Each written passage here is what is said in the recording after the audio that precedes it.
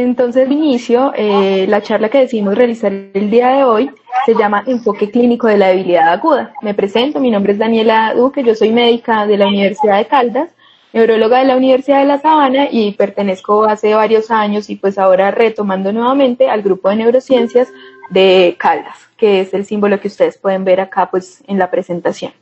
Decidimos realizar esta charla porque es un tema de bastante interés no solo para el área clínica de la neurología, sino distintas áreas anexas. La medicina general aborda muchos de estos pacientes que encontramos en el servicio de urgencia o en consulta externa, y la idea es que estemos en la capacidad de poder hacer un diagnóstico clínico basados en las bases de y unas conclusiones de extremidad, porque tienen debilidad en un hemicuerpo, porque han tenido otros síntomas como tosis palpebral, tienen alteración en el control de sus esfínteres, y nos surgen preguntas como, ¿será un infarto cerebral? ¿Será un tumor cerebral? ¿Será una enfermedad de la médula, una mielopatía? ¿Estaremos frente a un síndrome de Guillain-Barré, una miastenia gravis o se trata de simulador? Este tipo de preguntas las vamos a poder muy clara anatómicas para que nosotros podamos tener movimiento en nuestras distintas áreas corporales. Tenemos que seguir un tracto que es el que le estoy señalando acá en rojo, que corresponde a la vía piramidal. La vía piramidal inicia a nivel de la corteza motora, en sus áreas motoras, va descendiendo por distintas localizaciones que incluyen la cápsula interna en su brazo posterior, desciende a nivel del tallo cerebral, aquí encontramos las pirámides vulvares donde se da la decusación, y finalmente la médula espinal en sus astas anteriores, que es donde tenemos pues la localización de las neuronas motoras, que finalmente van a distribuirse según su localización a la unión neuromuscular, el nervio periférico y el músculo para que se produzca la contracción y el movimiento. Estas vías motoras las podemos dividir en dos grandes grupos de neuronas motoras o motoneuronas. Entonces, la motoneurona superior corresponde a la primera motoneurona y va desde la corteza motora hasta las células de las astas anteriores de la médula.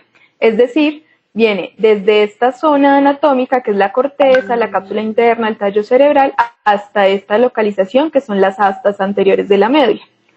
Posteriormente, tenemos la segunda motoneurona o motoneurona inferior, que es la que va a partir desde estas astas anteriores hasta la placa motora del nervio y el músculo pues periféricamente. Entonces sale desde esta zona que son las astas anteriores y posteriormente va hasta el nervio y el músculo. Aquí vemos entonces un esquema un poco mejor donde nos explican según esta localización qué síntomas podríamos tener. Las neuronas motoras o motoneuronas superiores son las neuronas que nos van a conectar la corteza cerebral primaria en su zona motora, y si se nos altera vamos a encontrar signos como el signo de Babinski, espasticidad e hiperreflexia.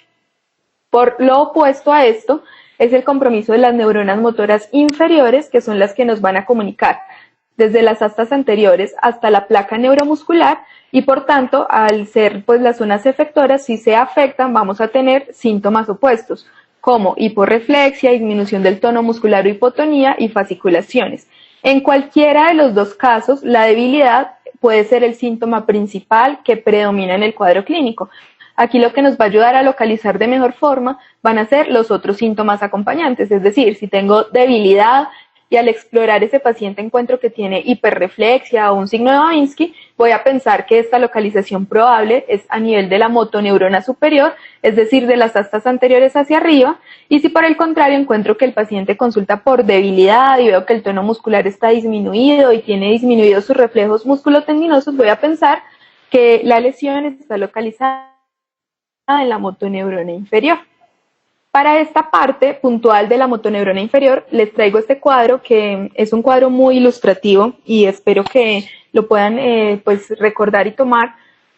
Nos muestra el diagnóstico topográfico según la localización asociado a los síntomas que tiene. Entonces, si por ejemplo tengo un paciente que consulta por debilidad, la debilidad predomina más en la zona proximal de sus extremidades, los reflejos musculotendinosos están normales y la sensibilidad está normal, probablemente voy a pensar que la lesión está a nivel del músculo. Sí veo que esta debilidad predomina a nivel ocular o vulvar, que se puede manifestar, por ejemplo, como disfagia o cambios en el tono de la voz, y se asocia a disminución de los reflejos musculotendinosos con una sensibilidad normal. Aquí pensaré que probablemente es una patología de la unión neuromuscular. El ejemplo más clásico de este es la miastenia gravis, que ustedes habrán visto que puede comprometer los músculos extraoculares sin alterar la sensibilidad y sin que veamos atrofia.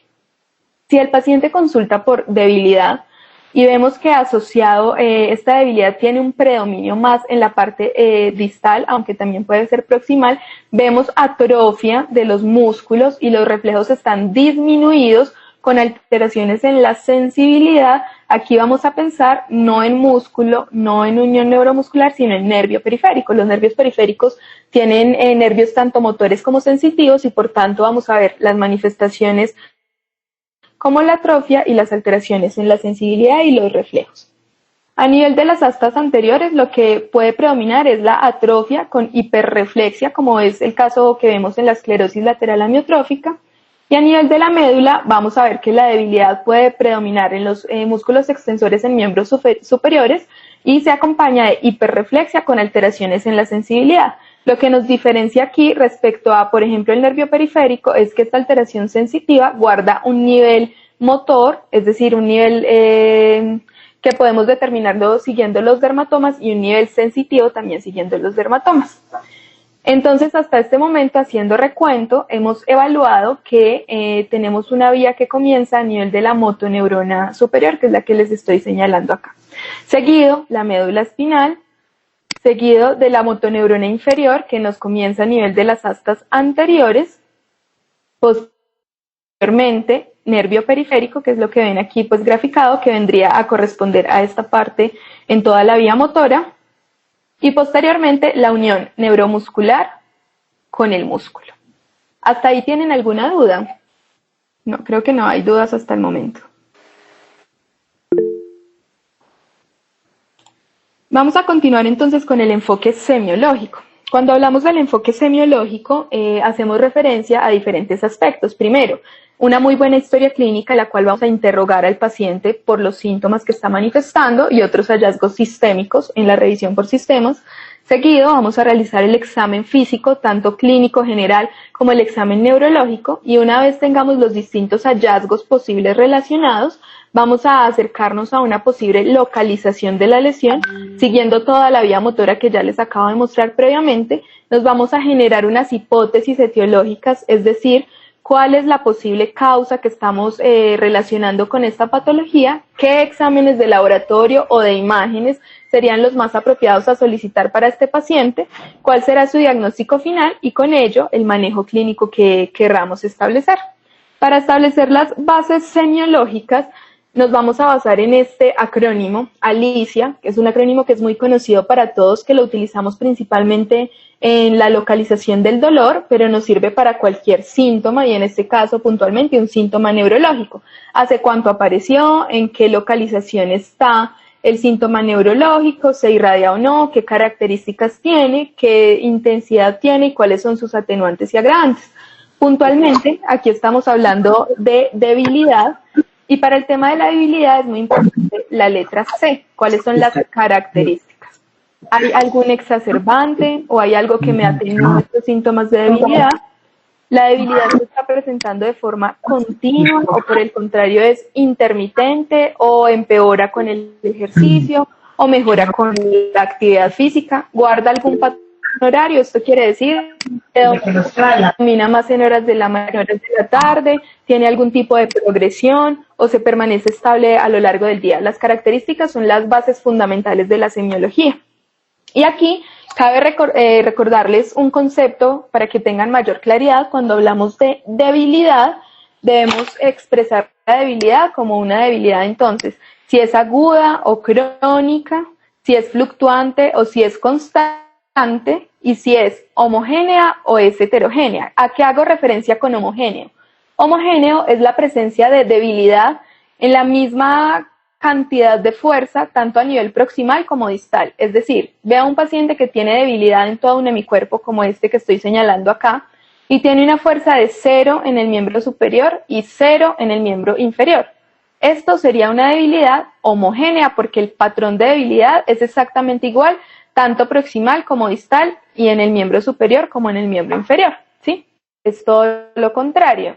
Sería el caso que este paciente tuviera fuerza normal proximal y distal y en el miembro superior e inferior, diría que este paciente tiene una debilidad heterogénea. Entonces, teniendo en cuenta pues estas bases semiológicas del examen físico, vamos a evaluar lo normal que siempre evaluamos en un examen neurológico, es decir, las funciones mentales, el examen de los nervios craneales, el sistema motor, sensitivo, la coordinación, marcha, la presencia o ausencia de signos meningeos y si hay compromiso de esfínteres u otros.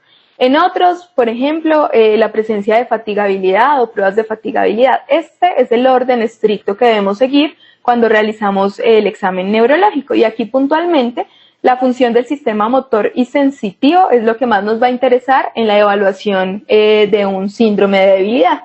Utilizamos un sistema de graduación universal, que es el del MRC, que nos categoriza la fuerza de 0 a 5, siendo 0 la ausencia total de contracción muscular. Entonces es, por ejemplo, cuando yo le aplico un estímulo doloroso al paciente, no hay ni siquiera una contracción ni retira el dolor. 1 es cuando el paciente contrae al estímulo doloroso, pero no se ve un movimiento. 2 es que sí hay un movimiento, pero si retiramos la gravedad, la extremidad cae. 3 es que hay movimiento contra la gravedad, pero si nosotros ejercemos resistencia sobre esa extremidad, no la vence. 4 es similar, pero en este caso sí vence la resistencia y la gravedad. Y 5 es que la fuerza es completamente normal. Una vez hayamos evaluado el grado de fuerza que tiene esta persona, pasamos a revisar cómo están los reflejos músculo-tendinosos. Entonces, hago aquí la claridad en que en muchas ocasiones se utiliza el término de reflejos osteotendinosos, el cual es un término incorrecto, porque cuando nosotros estimulamos con un martillo la evocación de un reflejo, lo que estamos estimulando es la inserción muscular y no el hueso. Por tanto, el nombre correcto es reflejos musculotendinosos. Los categorizamos como 0 arreflexia, 1 hiporreflexia, 2 cruces es normoreflexia, 3 cruces es hiperreflexia y 4 cruces es clonus. Clonus es que continúa el movimiento de manera persistente, pero es agotable. Hay algunos libros de semiología que utilizan 5 cruces para categorizar el clonus, que nunca se agota. Una vez entonces hayamos hecho la exploración del examen neurológico, pasamos a plantearnos las hipótesis etiológicas. ¿Cuál es la causa de la debilidad en este paciente? Aquí utilizamos este término vitamins, que también pues es conocido para todos. Es un término general que aplica para cualquier patología y puntualmente para el caso de la debilidad, la V significa causas vasculares, la I causas infecciosas, incluye también las causas inflamatorias, la T tóxicas o metabólicas, la A autoinmunes, M metástasis o secundarias a neoplasias, I iatrogénica, N neurodegenerativa y S sistémica o también lesiones estructurales o secundarias a convulsiones. ¿Cuáles son las principales causas de debilidad aguda? Las causas vasculares, las patologías autoinmunes o inflamatorias, por ejemplo, el lupus, la esclerosis múltiple, las tóxico-metabólicas, como es el caso de intoxicación por metales pesados, por ejemplo, trauma, que nos pueden generar lesiones hemorrágicas, desmielinizantes o infecciosas. Una vez hayamos establecido las posibles causas de la debilidad en nuestro paciente, vamos a buscar una asociación entre la etiología y la posible localización o topografía, y para eso hay algunos tips o claves semiológicas que pues debemos establecer.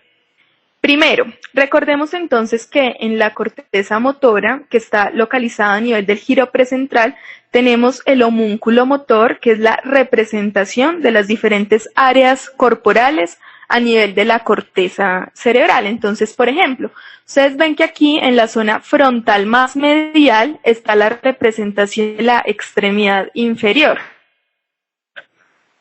Por Por ejemplo, cuando hay una hidrocefalia de presión normal y se dilatan muchísimo los ventrículos, esos ventrículos se crecen tanto que empiezan a generar un efecto compresivo sobre esta región frontal medial. Y es por eso que dentro de la triada de hidrocefalia de presión normal está el compromiso de la marcha, que se genera secundario al efecto compresivo sobre la expresión o localización del homúnculo del miembro inferior en la pierna.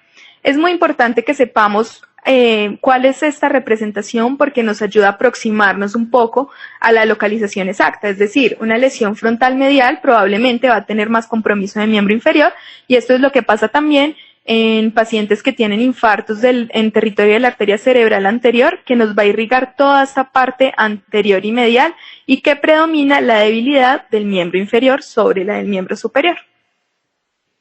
Una vez hayamos establecido entonces los síntomas del paciente, vamos a mirar qué localización probable tiene y esto se basa en manifestaciones clínicas. Los pacientes que tienen compromiso de la neurona motora superior o primera motoneurona, que como habíamos dicho iba desde la corteza hasta las astas anteriores, generalmente el patrón de debilidad que van a tener es hemiparesia, aunque pueden tener monoparesia, como les mostraba ahora, un compromiso en este territorio anterior, puede darnos una monoparesia del miembro inferior, pueden presentar cuadriparesia también, que eso lo vemos principalmente en lesiones a nivel del tallo cerebral, y raro puede presentar paraparesia o diparesia. Entonces, paraparesia podría presentarse en lesiones frontales que comprometieran ambos lóbulos.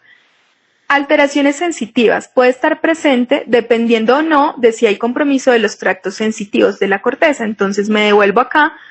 Inmediatamente posterior a la corteza motora tenemos la corteza sensitiva. Ella también tiene una representación en un homúnculo de la sensibilidad y si la lesión es tan extensa, por ejemplo una lesión hemisférica, nos va a comprometer tanto la parte motora como la parte sensitiva y tendríamos en este caso una alteración motora y sensitiva contralateral al lado de la lesión. Los reflejos en lesiones de neurona motora superior están aumentados, es decir, encontramos hiperreflexia o clonus, hay un aumento del tono muscular que cuando se cronifica se evidencia como espasticidad y vemos signos de compromiso de la vía piramidal, como es el caso del signo de Babinski, que este signo es cuando realizamos un estímulo en la parte externa de la planta del pie. Lo que esperaríamos es una flexión del hallux, pero cuando el signo de Babinski está presente se genera una extensión. Otras características de compromiso de motoneurona superior son alteraciones en las funciones mentales superiores, ya que como vemos en la vía de piramidal a nivel cortical o en su descenso por la cápsula interna, pues una alteración a estos niveles nos puede comprometer las funciones mentales. También puede haber alteraciones de los nervios craneales, puesto que en su recorrido desciende adyacente a estructuras del tallo cerebral. Alteraciones en el control de esfínteres, también esto está explicado por la representación de la vejiga a nivel de el homúnculo, que está aquí, donde dice aquí genitales, ahí está la representación del control de la vejiga. También puede asociarse a otros síntomas como convulsiones o cefalea, si se acompaña, por ejemplo, de un síndrome de hipertensión intracraneal o si es una lesión tumoral o cualquier tipo de lesión irritativa. Entonces, en esta tabla les muestro las principales manifestaciones clínicas de un compromiso de neurona motora superior. Para esto, entonces, ¿cuáles son las etiologías más probables? Siguiendo el vitamins, las más probables son las causas vasculares, un ataque cerebrovascular, sea isquémico o hemorrágico, algunas lesiones de tipo vasculitis, lesiones desmielinizantes como las que encontramos en la esclerosis múltiple, inflamatorias, por ejemplo, aquellas atribuidas a enfermedades autoinmunes, infecciosas que generan irritación meningea e hiperexcitabilidad cortical, como es el caso de las meningitis o encefalitis, o la presencia de otras lesiones estructurales como abscesos cerebrales. Causas metabólicas como alteraciones electrolíticas o un estado de hiper o hipoglucemia que también nos generan una hiperexcitabilidad cortical y puede manifestarse con debilidad, y otros como la parálisis de Todd. Para de pronto las personas que no conocen el término, la parálisis de Todd es el compromiso motor que se genera secundario a una convulsión. Si tengo una convulsión que según su origen o foco epileptógeno me excita áreas corticales puntuales, puede pasar que después de presentar el episodio convulsivo, la persona se manifieste con hemiparesia transitoria y eso es lo que llamamos una parálisis de Toto. O el caso de las migrañas hemiplégicas, que son migrañas en las cuales sus auras generan un compromiso motor que también se puede manifestar con un compromiso por debilidad de un hemicuerpo. Aquí, los estudios que deberíamos de realizar idealmente sería una neuroimagen, pues de manera más rápida muchas veces se tiene acceso a la tomografía cerebral. La tomografía cerebral nos va a permitir descartar signos tempranos de un infarto cerebral, la presencia de tumores cerebrales o sangrados, o la resonancia magnética, que sería más específica para evaluar, por ejemplo, lesiones de tipo desmielinizante, vasculitis o inflamatorias. Muchas veces debemos de complementar estos estudios con estudios del líquido cefalorraquídeo, por ejemplo, ante la sospecha de una neuroinfección o de una enfermedad desmielinizante, y otros laboratorios, como vimos ahora, trastornos metabólicos que pueden generar debilidad. Y ya entre otros complementarios, electrocardiograma o ecocardiograma según la etiología que estemos sospechando. Como vemos aquí en la gráfica, esta es una tomografía cerebral en la cual se ve una lesión hipodensa que nos está comprometiendo el hemisferio cerebral derecho a nivel del territorio de la arteria cerebral media derecha.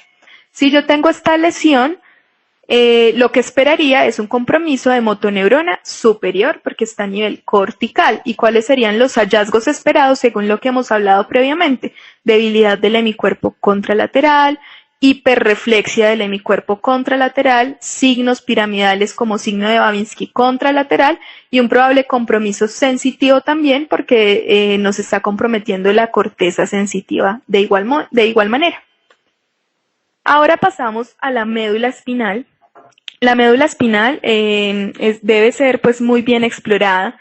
Dermatoma, miotoma, porque sus manifestaciones pueden ser muy variadas dependiendo de qué segmentos de la médula se comprometen. Entonces, en términos generales y a grandes rasgos, la médula tiene unas astas posteriores y unas astas anteriores. A nivel de las astas anteriores es donde se da el relevo de la vía motora, por tanto, compromiso en estas astas anteriores se va a manifestar con sus piramidales similares a los que vimos en la motoneurona superior.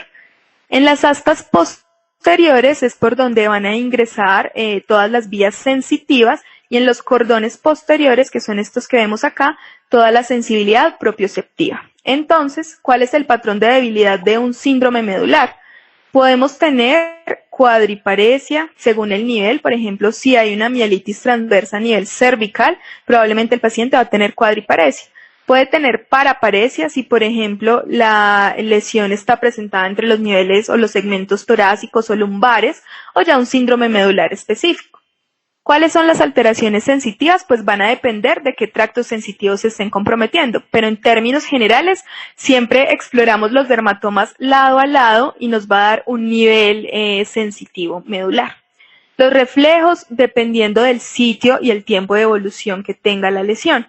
Generalmente, si es muy aguda, lo que vamos a encontrar es hipobarreflexia, pero en términos generales, cuando tenemos una lesión de la médula espinal, encontramos hiperreflexia por debajo del nivel en el que está la lesión. Entonces, si por ejemplo tenemos una lesión torácica, vamos a encontrar hiperreflexia en los miembros inferiores porque son los niveles que están por debajo de la médula torácica. Otras características asociadas a lesiones de la médula espinal. Entonces, cuando tenemos lesiones de la médula, lo esperable es que las funciones mentales estén normales porque no hay un compromiso ni cortical, ni de la cápsula interna, ni del tálamo, sino solo de la médula, donde las funciones mentales pues no tendrían por qué estar alteradas. Los nervios craneales, tanto su origen aparente, real, como su recorrido, también es a nivel intracraneal del tallo cerebral, por tanto ellos también estarían normales en un compromiso medular. Es muy frecuente que veamos alteración en el control de esfínteres, dado que la vía que nos controla los esfínteres principalmente está localizada a nivel de la médula. Dolor lumbar o dorsal intenso, según la causa, por ejemplo, un tumor o una fractura se asocian a un dolor exquisito en el sitio donde está localizado, y podemos tener signos de compromiso propioceptivo, como es el caso del signo de Romberg, cuando tenemos el compromiso de los cordones posteriores. ¿Cuáles son las etiologías más probables de una lesión de la médula espinal? Causas vasculares con infartos de las arterias espinales, hematomas, sean subdurales o epidurales a nivel de la médula, fístulas arteriovenosas, malformaciones. En causas desmielinizantes, la esclerosis múltiple o la neuromielitis óptica, que son enfermedades desmielinizantes, pueden producir un compromiso medular de varios segmentos continuos. Algunas otras enfermedades autoinmunes o inflamatorias como el lupus, infecciosas, que es muy frecuente, el caso de las mielitis transversas de origen viral, secundarias a un proceso infeccioso. Neoplasias, como es el caso de las metástasis, y los principales neoplasias que generan metástasis a nivel de la médula son el cáncer de mama, próstata, los linfomas o las leucemias, o ya secundarias a hernias o prolapsos de los discos vertebrales. Entonces aquí a la derecha ustedes pueden observar una resonancia magnética, donde vemos que esta es una secuencia T2 y se da una hiperintensidad a este nivel. Esta hiperintensidad nos da a entender que existe un compromiso inflamatorio o una mielopatía y es secundaria a una lesión compresiva que vemos acá, que va desde la unión cráneo-cervical hasta más o menos este segmento, que es el segmento cervical, cuarto segmento cervical. También podemos ver a nivel de la resonancia algunos hallazgos, como es el caso de protrusiones de anillos discales o compresiones del cordón medular, que es lo que vemos acá, que nos está generando una patología inflamatoria que la vemos hiperintensa en la imagen de resonancia. ¿Qué otras neuroimágenes o qué otros exámenes complementarios deberíamos de solicitar? La tomografía de columna vertebral es el examen que nos va a permitir evaluar de mejor manera las estructuras óseas vertebrales, pero no nos va a permitir evaluar adecuadamente las lesiones inflamatorias. Esto sí nos lo permite la resonancia de columna vertebral. Y otros laboratorios como estudios de causas o perfil de autoinmunidad, serología o cualquier otro pensando o sospechando enfermedades inflamatorias o infecciosas, y los estudios de líquido cefalorraquídeo, por ejemplo, en el caso de la esclerosis múltiple o de la neuromielitis óptica, debemos de realizar a nivel del líquido cefalorraquídeo la medición de bandas oligoclonales. Ahora vamos a abordar las manifestaciones del compromiso de neurona motora inferior. Recordando entonces ahora, la neurona motora inferior o segunda motoneurona inicia desde las astas anteriores en su recorrido por el nervio periférico hasta la unión neuromuscular y el músculo. Cuando tenemos una lesión de motoneurona inferior, lo que predomina en su patrón de debilidad es un compromiso tanto proximal como distal. Usualmente es asimétrica y segmentaria y se acompaña de la presencia de fasciculaciones. Generalmente no es tan florida el hallazgo sensitivo en este caso. Podemos tener hipo o arreflexia, dado que como hay alteraciones de los nervios motores que nos van a dar la inervación de los músculos, esto hace que disminuya pues el arco reflejo, entonces se manifieste con hipo o arreflexia, y a su vez, si no tenemos una adecuada estimulación nerviosa del músculo, el músculo va a perder su contracción continua y por tanto va a disminuirse el tono muscular. ¿Qué otras características vemos? Las funciones mentales están normales, los nervios craneales también, de igual modo pues por su localización. Es raro, pero puede haber alteraciones en el control de esfínteres y es muy frecuente encontrar la atrofia muscular temprana. En este caso, las causas donde podríamos ver un aumento de la señal a nivel de las raíces en su porción más proximal. Estudios de electrodiagnóstico, que son los que más nos apoyan este tipo de localización de electrodiagnóstico. Las electromiografías y neuroconducciones van a explorar tanto la vía muscular como el nervio periférico y son el estudio ideal cuando tenemos una sospecha de compromiso de motoneurona inferior. La resonancia, su utilidad principal es ver realces con el medio de contraste a nivel de la porción proximal de las raíces nerviosas. Ahora, continuamos con el nervio periférico. Las manifestaciones clínicas de compromiso del nervio periférico van a depender de la distribución que tenga el nervio. Generalmente tienen un predominio distal y generalmente un patrón en guante y en bota. ¿Esto qué quiere decir? La persona siente parestesias, debilidad o alteraciones sensitivas en las manos o en los pies. Las alteraciones sensitivas son bastante frecuentes en esta localización, como el nervio periférico es el que va a llevar todo el estímulo motor hasta la placa neuromuscular, esperaríamos encontrar hipo o arreflexia y disminución del tono muscular. Y sus otras características son hallazgos de funciones mentales normales. Sí estarían alterados los nervios craneales, porque los nervios craneales, pues, en su parte periférica podrían afectarse según la enfermedad. Por ejemplo, hay algunos casos de Guillain-Barré que se acompañan de parálisis facial bilateral, y esto es un compromiso directo del nervio periférico. Dolor neuropático, parestesias, disestesias o alteraciones sensitivas, pues en términos generales. ¿Cuáles son las etiologías? Las etiologías aquí son muy variables.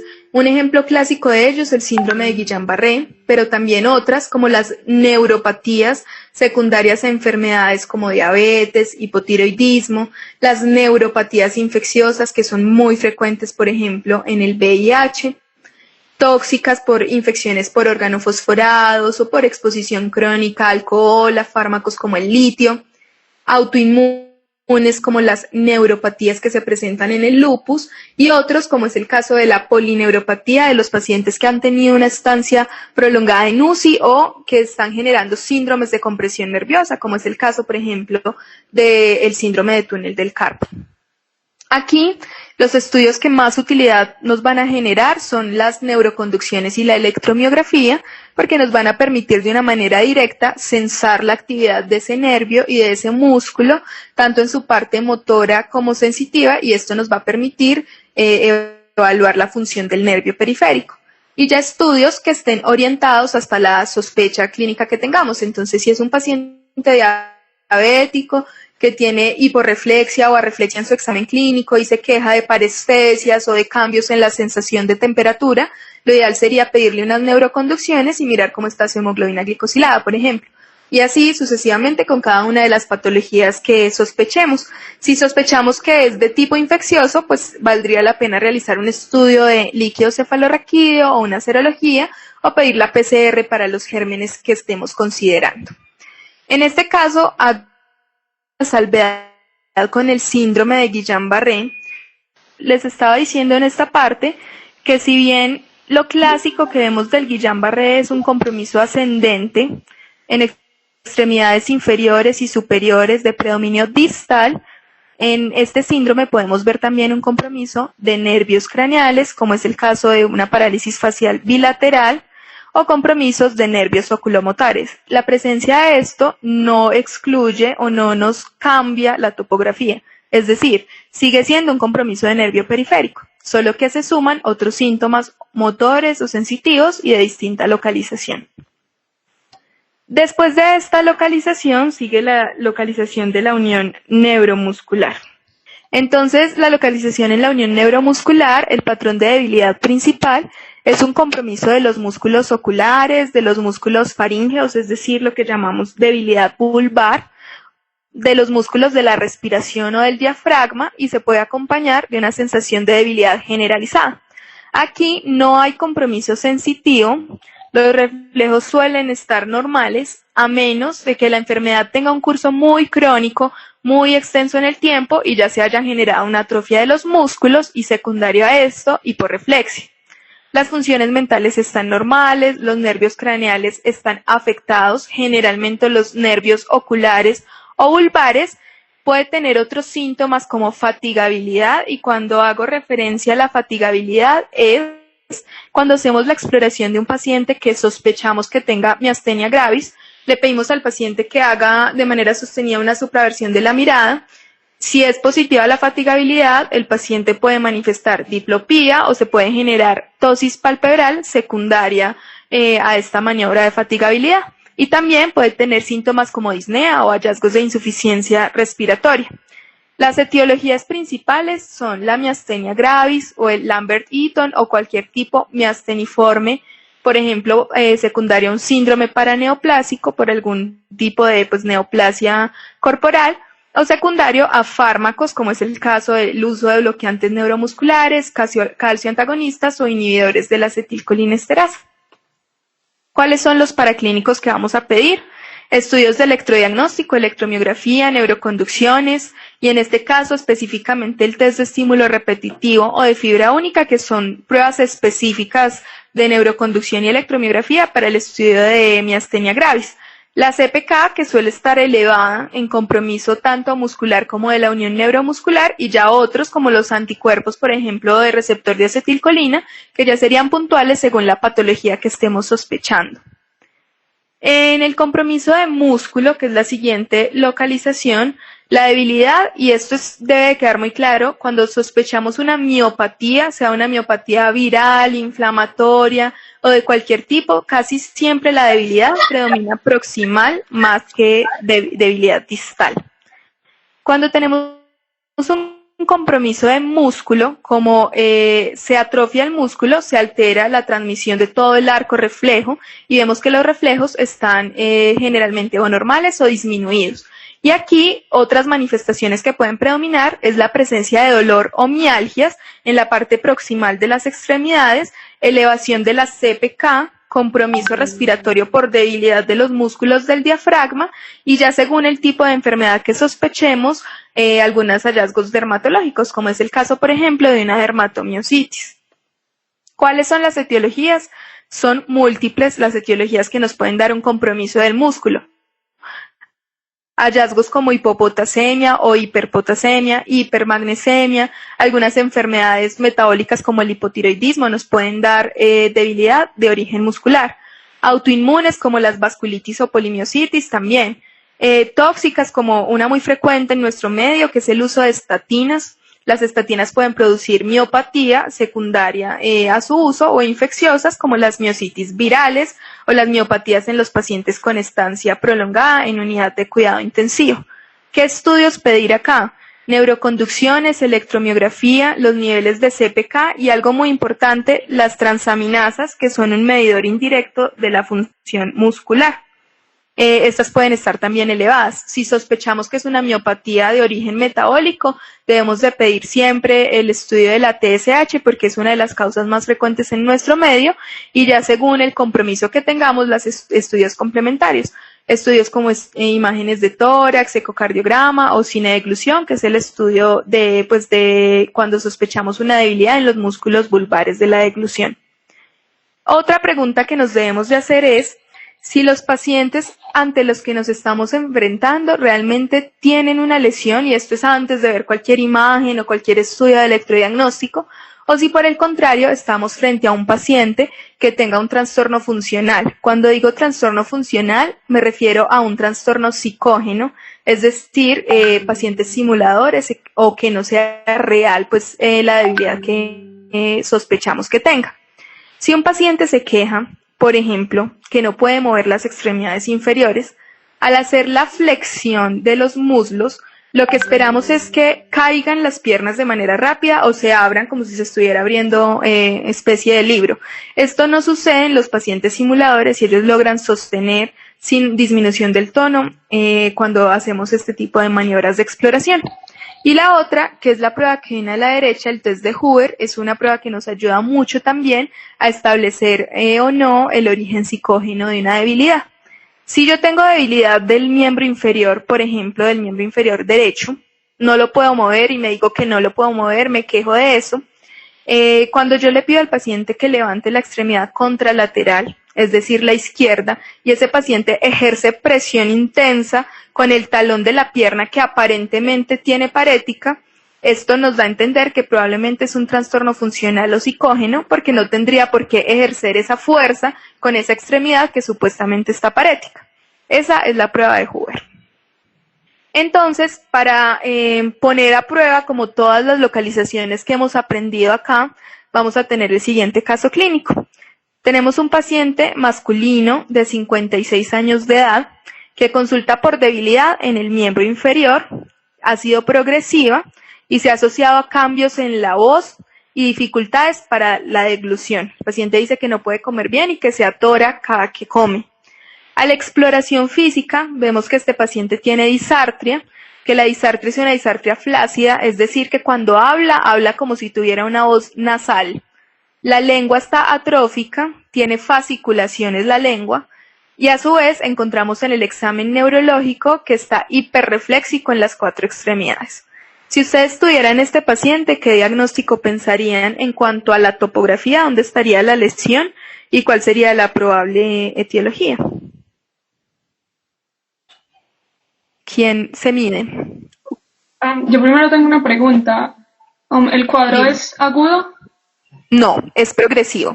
Ha tenido un tiempo de evolución progresivo. Unión neuromuscular. Igual, de cualquier manera, para mí sería de motoneurona superior. ¿Por qué de motoneurona superior? Por la hiperreflexia, que es en las 4 extremidades. Ajá. Además, pues asociado a la disartria. Sí. A mí las fasciculaciones con la lengua atrófica me parecen muy sugestivas de esclerosis lateral amiotrófica, que es como un hallazgo que he leído que es muy común en la esclerosis lateral amiotrófica. ¿Y en la esclerosis lateral amiotrófica cuál es la topografía de la lesión? Unión neuromuscular. No, pero en esclerosis lateral amiotrófica es superior en sí. Es en la esclerosis lateral amiotrófica, que es una enfermedad de motoneurona, ¿cierto? Es una mezcla, por decirlo así, de compromiso de motoneurona superior e inferior. Y la lesión está a nivel de las astas anteriores, que es la zona como de transición entre la vía piramidal primera motoneurona y la motoneurona inferior, ¿sí? Entonces, en este caso de este paciente, probablemente tenga una enfermedad de motoneurona, tanto superior como inferior. ¿Qué signos tiene de superior? Los que ustedes decían, hiperreflexia, debilidad, ¿cierto? Pero de motoneurona inferior tiene la atrofia de la lengua, las fasciculaciones y la disartria flácida, que cuando se acompaña de estas características o tiene una voz nasal, da a entender que es por debilidad de los músculos vulvares, ¿sí? Entonces, lo más probable es que este paciente tenga una enfermedad de motoneurona y que pueda tener una esclerosis lateral amiotrófica. ¿Listo? En conclusiones de lo que hemos abordado hasta el momento, es muy importante realizar una adecuada anamnesis, un examen físico y neurológico muy completo que nos permita, con los hallazgos que encontramos, correlacionar la clínica del paciente con la probable topografía o localización y generarnos hipótesis etiológicas sin que sea necesario estar pidiendo un examen de laboratorio, una imagen, una electromiografía, antes de, sino habiendo planteado una hipótesis correcta, ¿sí? Porque no vale la pena ponernos a pedir un arsenal de exámenes si no estamos orientados a dónde está localizada la lesión. La siguiente conclusión, y muy importante, es que los trastornos neurológicos pueden ser potencialmente graves y lo son en su mayoría.